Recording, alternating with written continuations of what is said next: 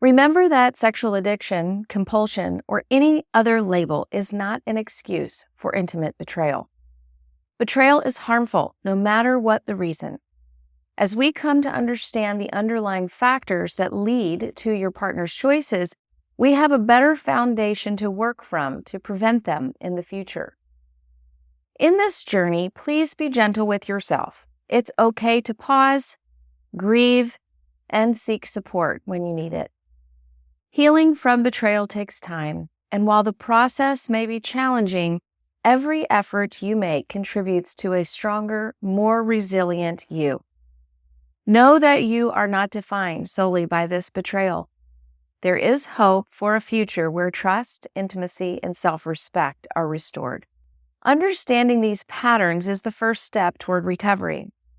Many recovery programs and workbooks emphasize that acknowledging the problem without shame is essential to begin healing. Recovery isn't about a quick fix. It's about building new, healthier routines and learning to care for yourself. Whether it's through journaling, prayer, or professional support, every positive step helps shift you toward a more balanced life.